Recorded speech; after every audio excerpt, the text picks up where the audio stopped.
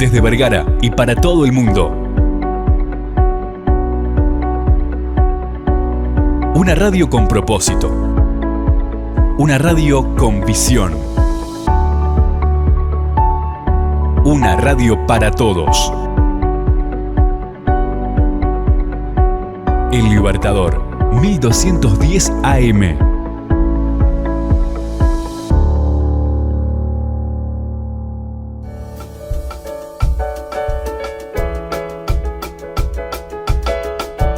Cada libro es una puerta a un universo real o imaginario. Cada autor un creador, un artífice, un mago. Libros, autores, lugares e historias los descubrirás en Para viajar lejos. Con la profesora y escritora María García Marichal.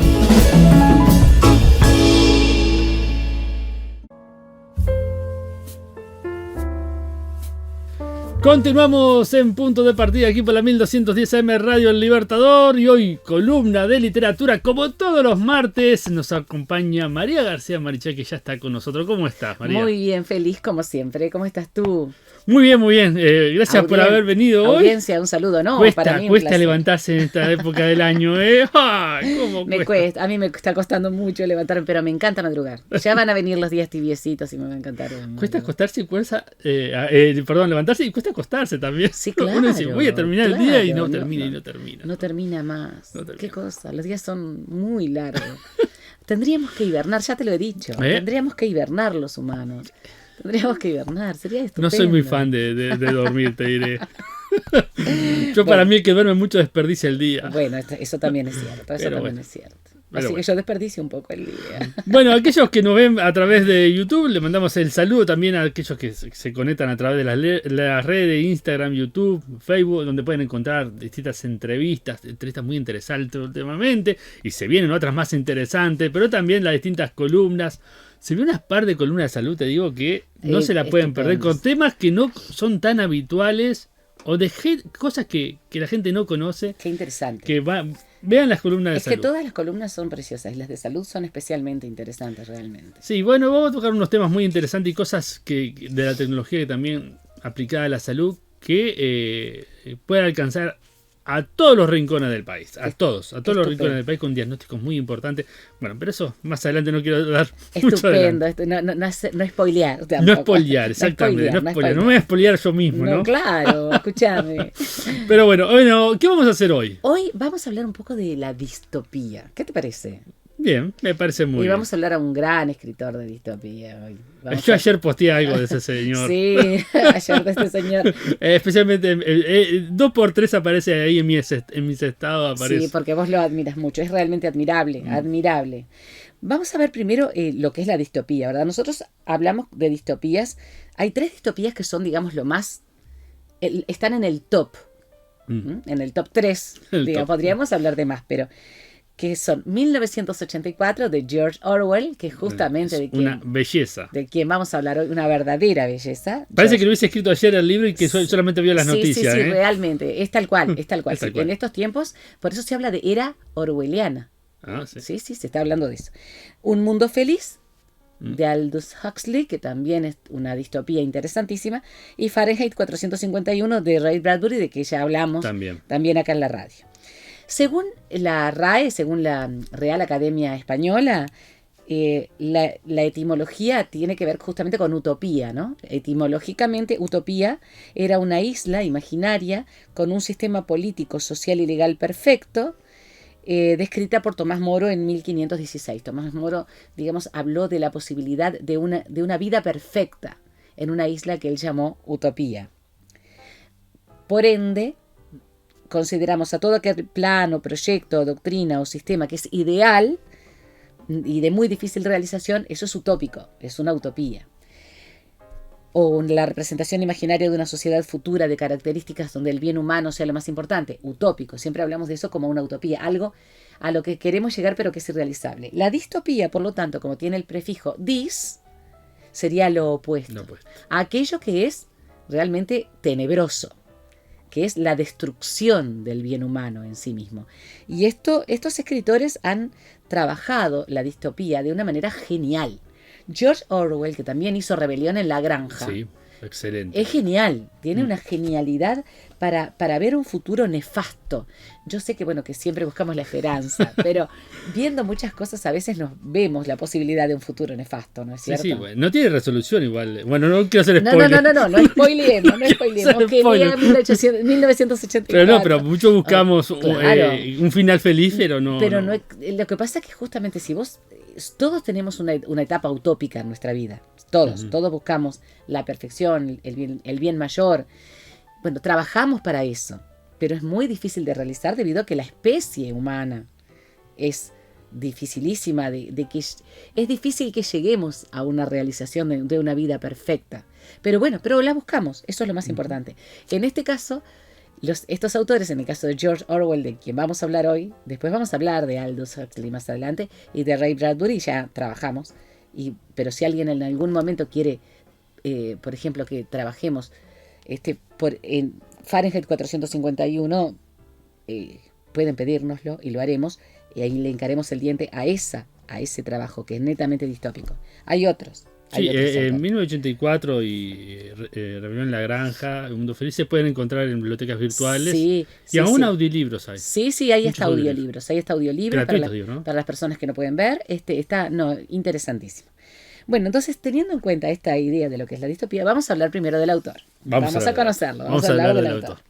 Se llamaba Eric Arthur Blair. Era su nombre genuino. Él después se puso George Orwell. Después vamos a ver por qué. Y es muy tierno lo que hizo.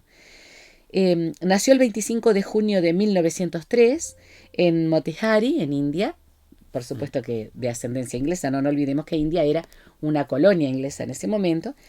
Y falleció el 21 de enero de 1950 en Londres, en el Reino Unido. Murió joven. Genial escritor, George Orwell. Fue novelista, periodista y ensayista. Y fue crítico literario, además.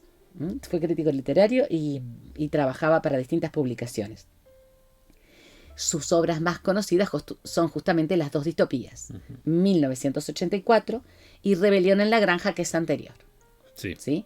Hablan de un mundo distópico, un mundo que se hace pedazos, una humanidad realmente muy parecida a la que tenemos aquí. Terrible lo que voy a decir. Bueno, sus padres fueron Richard Wolseley Blair, que era ministro del opio en el gobierno colonial de India, y la madre, Ida Mabel Limousin, y lo pronuncio así porque era de origen francés, era birmana, había nacido en Birmania. No nos olvidemos nosotros que en ese momento Inglaterra era el imperio más grande del planeta. Tenía todo el sur y sureste de Asia conquistado, tenía gran parte de las islas, tenía colonias en el Caribe, tenía incluso en América Central, no nos olvidemos de Belice, por ejemplo. Entonces, la madre birmana, de origen francés, y el padre era inglés, el padre era inglés de origen, así que él es indio, pero de familia anglo-francesa.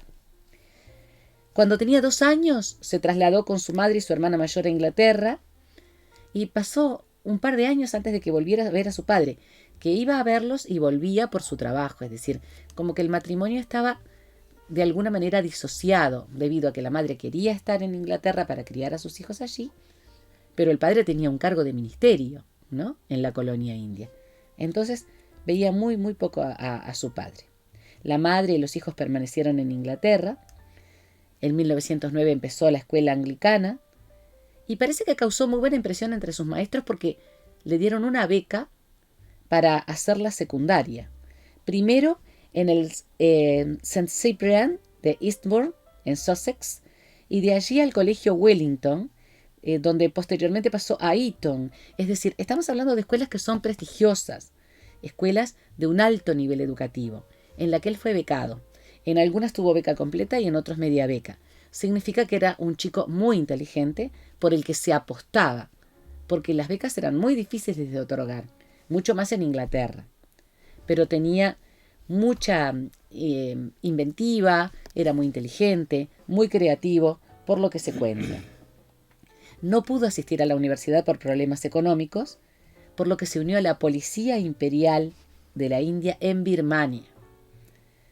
Después de 5 años, en 1927, volvió a Inglaterra, con un odio tan profundo al colonialismo inglés, que fue una de las bases para sus distopías. Odió el colonialismo, por el abuso que se hacía de los pueblos, por la falta de respeto hacia las creencias, por cómo trataban como inferiores a los colonos. Entonces volvió de ese trabajo en la policía imperial con un enorme rechazo hacia la política imperial de Inglaterra. De este tiempo son Los días de Birmania, que es una serie de crónicas, y 2 ensayos, Un ahorcamiento y Matar a un elefante, que prueban rotundamente el odio que sentía hacia el colonialismo de ese país que amaba también, porque era su origen, ¿no? Más tarde pasó por un periodo de pobreza absoluta e incluso de indigencia. Vivió en Londres y en París, donde una tía suya lo recibió para que pudiera buscar un trabajo. Estuvo trabajando como lavaplatos, trabajó como ayudante. Fue una época de mucha pobreza y de mucha carencia. Las obras que escribía mientras tanto no tuvieron proyección. Empezó a trabajar como maestro de escuela, trabajó durante un tiempo y luego regresó a la casa de sus padres en Inglaterra. En este periodo escribió Sin Blanca en París y Londres, o sea, Sin un peso en París y Londres, que habla justamente de la pobreza genuina, ¿no? La pobreza auténtica. Era un hombre preparado que no tenía trabajo, no tenía cómo sobrevivir. En 1933 adoptó el seudónimo de George Orwell. George por San Jorge, que es el patrono de Inglaterra, así como San Patricio es el patrono de Escocia, San Jorge, St. George, es el patrono de Inglaterra. Y Orwell porque es un río icónico justamente de esa tierra inglesa.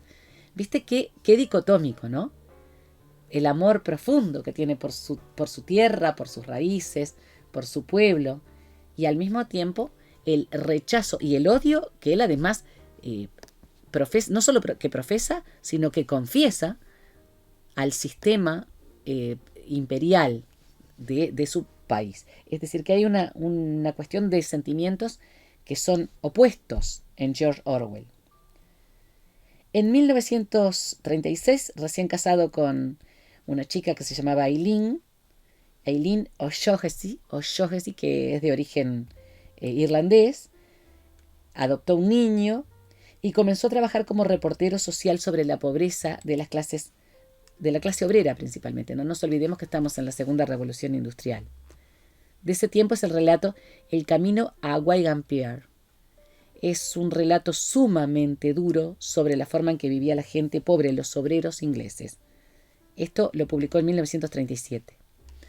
Después de este periodo en el que ya comienza a repuntar y empieza a tener una vida más sobria, digamos, con más tranquilidad económica, se fue a España con la idea de matar fascistas porque alguien tiene que hacerlo. Eso fue lo que dijo. Hay que matar fascistas porque alguien tiene que hacerlo. Estuvo combatiendo con las fuerzas de orientación trotskista. Después se arrepintió, no le gustó mucho la idea trotskista y se sintió mucho más socialista. Dijo que tendría que haber luchado con los milicianos de la Confederación Nacional del Trabajo. Es decir, pasó por distintos periodos políticos que también influyeron notoriamente en sus distopías. Totalmente. Es decir, estamos hablando de el imperialismo, algo que realmente detestó, la pobreza absoluta en la que vivió y en la que vivían los obreros, o la mayor parte de los obreros que estaban trabajando en las industrias en su país. Y además de eso, después de todo esto, empieza a haber en España esa terrible lucha interna, la Guerra Civil Española, fratricida en la Guerra Civil Española, con un totalitarismo que quiere barrer con todo lo que sea nacional, con todo aquello que sea regional, hasta con las lenguas internas. Entonces todo eso fue fundamental para que él después escribiera estas obras. Fue herido en un enfrentamiento, lo hirieron en el cuello, pero después siguió combatiendo. Escribió Homenaje a Cataluña y allí resalta muchísimo cómo vivían las pequeñas comunidades anarquistas en Cataluña. Otro elemento más que aparece en sus obras.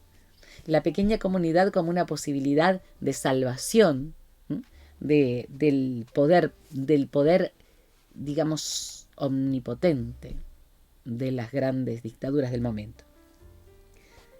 Ya tenía tuberculosis en esa época. La tuberculosis la adquirió cuando vivió en la calle durante un tiempo. Viajó a Marruecos para curarse. En 1945 murió su esposa, fue un golpe terrible para él, y comenzó a trabajar escribiendo reseñas de libros. Ya desde 1941, o sea, antes de la muerte de su esposa, trabajaba para la BBC. Ella era un hombre que era periodista. Era periodista, crítico literario, trabajaba haciendo reseñas sobre los lugares por los que viajaba. En 1949 publicó 1984, pero ya en 1945 había publicado Rebelión en la Granja. En octubre de 1949, después de que publica 1984, poco antes de morir él, porque murió muy joven, se casó con Sonia Bownell, quien lo acompañó hasta el final de sus días. Rebelión en la Granja primero y 1984 después fueron éxitos rotundos. Cambiaron la vida de George Orwell desde el punto de vista de lo que era la celebridad hasta el punto de vista económico, pero estaba muriendo de tuberculosis. Fue una vida muy sacrificada y muy difícil. Es lógico que haya escrito con la oscuridad con la que escribió, pero al mismo tiempo con la capacidad objetiva del análisis, ¿no? Uh-huh. De la sociedad. Sí, me parece más bien un análisis, no sé si es tan oscura, me parece más bien un análisis de lo que podía venir. Claro, pero vos ves lo que podía venir y era... A mí me resulta difícil de digerir. O sea, es genial. Es de una genialidad. O sea, estamos hablando de un hombre que escribe proyectándose y viendo qué podría pasar si las cosas seguían como iban. Uh-huh. Y no es fácil de hacer. Es realmente interesantísimo. Vamos a hablar un poquito de 1984, ¿querés? Por supuesto. Bueno, esta novela distópica es básicamente política, ¿no? Totalmente. Más allá de que aparece la sociedad en todas sus estructuras, es política principalmente. Popularizó el concepto del omnipresente vigilante. El gran hermano. El gran hermano, claro. The Big Brother, ¿no? O hermano mayor. Un gran hermano que nunca se conoce en la novela. Claro, exactamente. Pero que está siempre mirando, siempre observando. Incluso todos los programas que hemos visto que se llaman Gran Hermano están basados en este Big Brother de George Orwell, ¿no? Que tiene que ver con esos programas que se llaman como esos shows. Sí, los realities. Claro, están basados en esto, en que las cámaras están siempre filmando. Entonces, acá hay alguien que está permanentemente observando y que nadie sabe quién es. La habitación 101. Que es muy, también ha sido tomada muy como un icono muy particular para muchas otras ideas posteriores. La policía del pensamiento. La policía del pensamiento. Es impresionante. Imagínate, la policía del pensamiento, la policía que controla lo que estás pensando. Bueno. Y la neolengua. Yo no quiero hablar mucho, no. Se parece mucho a lo que está pasando. Pero por eso el Ministerio de la Verdad. El Ministerio de la Verdad. Por eso se habla de que estamos viviendo una era orwelliana. Muchos sociólogos y antropólogos hablan de que vivimos una era orwelliana. Significa que esta novela es realmente sumamente actual para los tiempos que estamos viviendo. Y normalmente vos sos uno de esas personas. Vos fíjate que lo que se habla del fact-check, el chequeo de noticias, ¿cómo puede ser que un poquito de personas puedan chequear lo que esto es verdadero y esto es falso? Claro.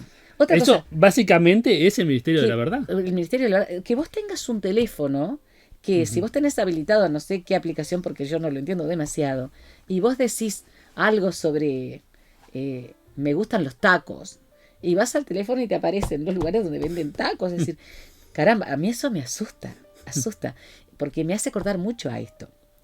Bueno, ese tipo de elementos que él compone en esta novela, estamos hablando de que el hombre murió en 1949, y estamos hablando de 2022, y que es extremadamente actual en un montón de cosas, la novela. La neolengua, a mí me fascina la idea de la neolengua, una lengua inglesa restringida porque se considera que lo que no se dice no se piensa. Vos fijate en la importancia del lenguaje. Totalmente. Para el pensamiento y el desarrollo de las ideas, los debates, las discusiones, hablo en el mejor sentido de la palabra. Entonces la neolengua restringe el inglés al máximo para que no se piense más que aquello que se dice. Es de una genialidad absoluta lo de Orwell. Como te decía, muchos sociólogos actuales escriben sobre la sociedad orwelliana, de la vigilancia completa a partir de los datos personales, ¿no? La represión política y social, la falta de privacidad, la planificación detallada a partir del poder. Sí, la manipulación de la población para denunciarte y para censurarte. Exactamente, la censura, digamos, todo lo que es sumamente interesante y es una novela para leer, es recomendable. Bueno, yo sé que vos sos muy, muy, muy admirador de George Orwell. La rebelión en la granja es estupenda. Sí, es estupenda. Es estupenda. Se la recomiendo a todos los niños. Sí. Lean Rebelión en la granja. Sí, chicos, lean La rebelión en la granja, que está excelente. Está excelente. Y realmente... Bueno, un poco también de lo que dice el libro, ¿no? Que bueno, este gran hermano que controla todo te va a hacer feliz, ¿no? Y esto me recuerda un poquito, esto es al margen, ¿no? De lo que se habla del gran reseteo, ¿no? Que claro. Muchos dicen que no existe, pero aparece en la ONU, aparece en las páginas de por ejemplo, el otro día estaba viendo en la página inglesa del Príncipe Carlos y aparece, tiene un capítulo completo que se llama El Gran Reseteo. ¿Te das cuenta? Hablando sobre eso, la Agenda 2030, todas cosas que son muy, muy orwellianas. Sí, y totalmente. Que muchos no creen ni en el Gran Reseteo, ni siquiera en la Agenda 2030, pero aparece la gente... Pueden buscar en la página del gobierno uruguayo, está en las Naciones Unidas, en la OMS, todos tienen... Sí. Por eso hay mucha, está la búsqueda, hay mucha idea de buscar reaccionar frente a Y esta... fíjate la gran frase de tanto del Foro de Davos como del Banco Mundial en cuanto al Gran Reseteo, el plan para el 2030, donde dicen no tendrás nada y serás feliz. Es muy orwelliano. Sí, es absolutamente orwelliano. Sí, totalmente. Entonces él plantea la idea de las pequeñas comunidades como una forma de resistencia. Por eso le encantó Cataluña en la época de la Guerra Civil, porque Cataluña, que además es muy anarquista desde sus bases. Tuvo un episodio anarquista muy fuerte, ¿no? Que se había desligado del gobierno español y vivió un buen tiempo totalmente. Bajo un régimen no, más una sociedad anarquista, ¿no? Exactamente. Hay un buen documental de la televisión española que habla sobre eso, que creo que se llama La Gran Utopía, si no me equivoco. Mirá, fíjate de lo que estamos hablando. Y habla acerca de ese periodo de Cataluña anarquista. Y eran pequeñas comunidades. Muy interesante. Es que realmente Cataluña en sí misma es todo una realidad antropológica muy interesante, como el País Vasco o como Escocia en otros aspectos. Sí. ¿Querés que te lea un poquito? Por supuesto. ¿Quieren que les lea un poquito? Bueno, vamos a empezar. 1984. Claro, 1984 y vamos a hacer, empezar por la primera parte. Por el primer capítulo, les voy a leer un fragmento, claro, pero para que les quede como un anzuelo. Totalmente. Primera parte. Era un día luminoso y frío de abril y los relojes daban las 13.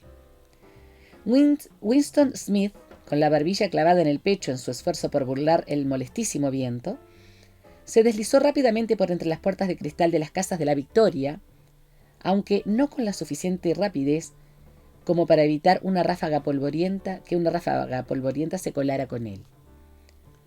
El vestíbulo olía a legumbres cocidas y a esteras viejas. Al fondo, un cartel de colores, demasiado grande para hallarse en un interior, estaba pegado en la pared. Representaba solo un enorme rostro de más de 1 metro de anchura, la cara de un hombre de unos 45 años, con un gran bigote negro y facciones hermosas y endurecidas. Winston se dirigió hacia las escaleras. Era inútil intentar subir en el ascensor. No funcionaba con frecuencia y en esta época la corriente se cortaba durante las horas de día. Esto era parte de las restricciones con que se preparaba la Semana del Odio. Winston tenía que subir a un 7º piso. Con sus 39 años y una úlcera de varices por encima del tobillo derecho, subió lentamente, descansando varias veces. En cada descanso, frente a la puerta del ascensor, el cartelón del enorme rostro miraba desde el muro. Era uno de esos dibujos realizados de tal manera que los ojos le siguen a uno donde quiera que esté. El gran hermano te vigila, decían las palabras al pie. Dentro del piso, Una voz llena leía una lista de números que tenían algo que ver con la producción de lingotes de hierro. La voz salía de una placa oblonga de metal, una especie de espejo empañado que formaba parte de la superficie de la pared situada a la derecha. Winston hizo funcionar su regulador y la voz disminuyó de volumen, aunque las palabras seguían distinguiéndose. El instrumento, llamado telepantalla, podía ser amortiguado, pero no había manera de cerrarlo del todo. Winston fue hacia la ventana. Una figura pequeña y frágil cuya delgadez resultaba realzada por el mono azul, uniforme del partido. Tenía el cabello muy rubio, una cara sanguínea y la piel embastecida por un jabón malo, las romas hojas de afeitar y el frío de un invierno que acababa de terminar. Bueno. Fíjate las cosas que aparecen aquí. Sí. Hasta el uniforme. Sí. Y la semana... La semana del odio. Sí, porque había una semana que la gente podía odiar. Claro, exactamente. Es impresionante hay una cantidad pero de todo cosas. Dirigido por una persona, pues nunca se sabe quién es. Claro. El gran hermano te vigila. Eso es. Aparece un señor de facciones hermosas con bigote, pero no se sabe si es una persona, si es un grupo. No. Es intenso. Sí. Hay que leerla. Hay que leerla. Rebelión en la granja de chiquilines para empezar. Sí. Y después lean 1984 de este enorme escritor que fue George Orwell y que murió muy joven. Que vaya a saber cuántas cosas. Hay un par de películas también, viejas de 1984. Sí, hay. Y hay, sobre Rebelión en la granja, está ahí un dibujito. Yo no me acuerdo si es de... no me sale ahora el director.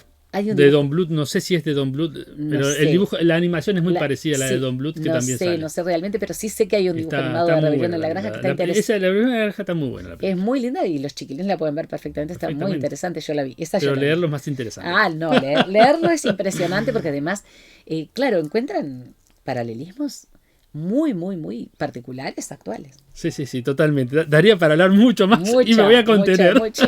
Contengámonos que después vendrán otras distopías, porque después vendrá Aldous Huxley. Sí. Bueno, pero había que hacer un capítulo aparte solamente con 1984, porque realmente... Es realmente súper interesante.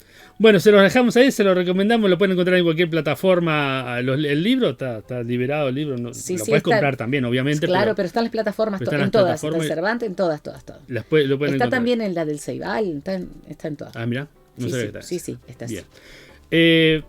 ¿Talleres literarios? Muy bien, talleres literarios. El Centro Cultural Carlitos en Las Piedras trabaja de 10 a 12 con los desayunos literarios. Literatum en progreso y que crece y crece. Los miércoles de 4 a 6 de la tarde.